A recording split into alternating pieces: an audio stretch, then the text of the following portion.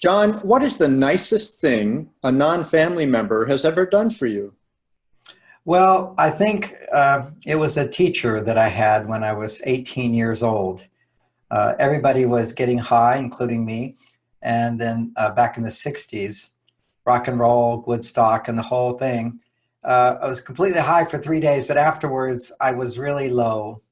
And I thought, I had this glimpse of enlightenment, the amazing experience of altered consciousness, higher consciousness.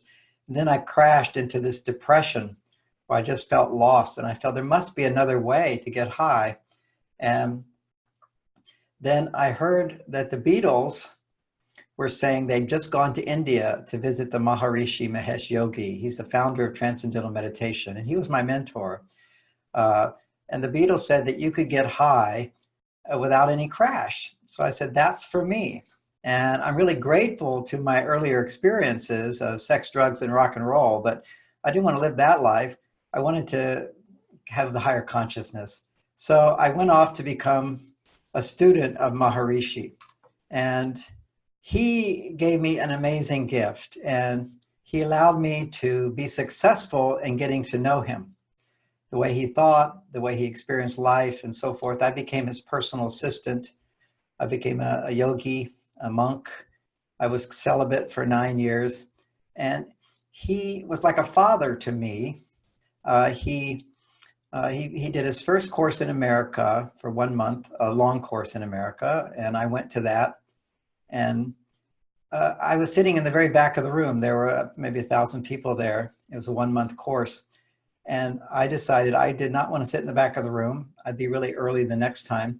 So I got there really early and wanted to sit in the front, and they wouldn't let me sit in the front. So what happened is the next day I figured out I would become the person who tells people not to sit in the front. And so here I'm this young guy, 18 years old, looking even younger. And the Maharishi, he sees me sending people back from the VIP section, and then I'm right in the front of the VIP section, and he never bothered. And then the next month, he did a 1 month course that was sold out. There was one on the West Coast. They said I couldn't come to that, and I went to that anyway, but I couldn't get in because they had no room and so forth. So I would wait at the back door where he would come in, and he had a whole entourage of wealthy people and so forth, and I was just a kid. So I would just sneak right behind him, and he knew what I was doing, and so I would just get right in with his entourage. Nobody knew who I was, and I got to take his next course. I went to every course he ever taught. Then he had a teacher training program, is only one he did in America, at Estes Park, Colorado. It was a 3-month training to become a teacher, and I was too young to be there. They had an age limit. I went anyway, and then he gave me permission. He said, okay, you can be here, but you can't be a teacher. You're too young. And then I took the whole course, and then I told him I really should be a teacher. I'm smarter and better than any of these other people. So I think he saw me and him, and so he said, okay, you can become a teacher. So at every step of the way, it was like I was breaking the boundaries, going beyond, and then they would limit the courses to a certain number of people. I would just go. If you'd already been, you couldn't come.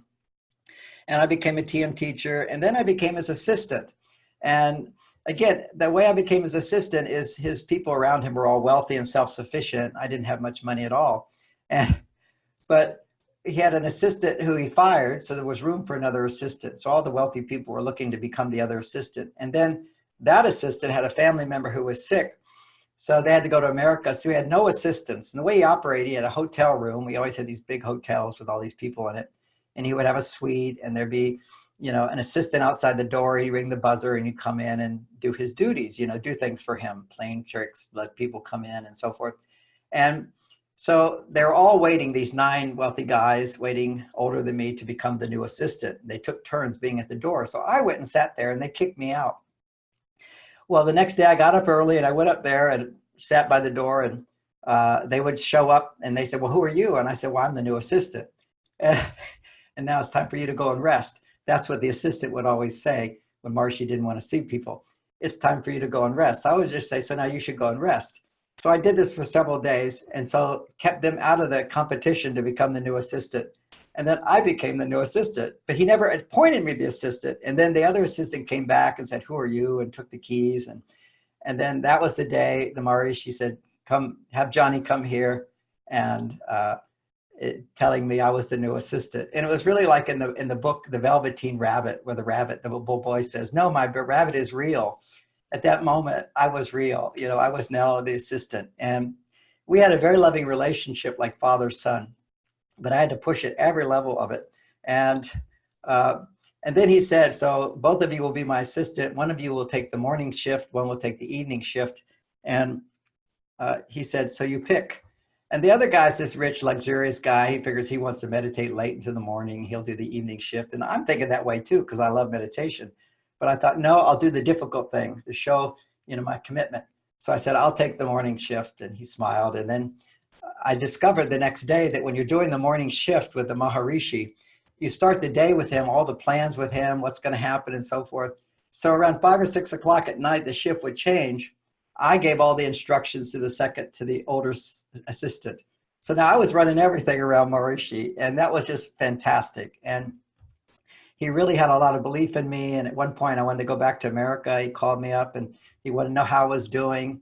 And he said, come back, you know. So I really felt that this man saw the greatness that was going to come out of me, and he nurtured it for 9 years, kind of like protecting me in an environment for me to grow and explore higher states of consciousness.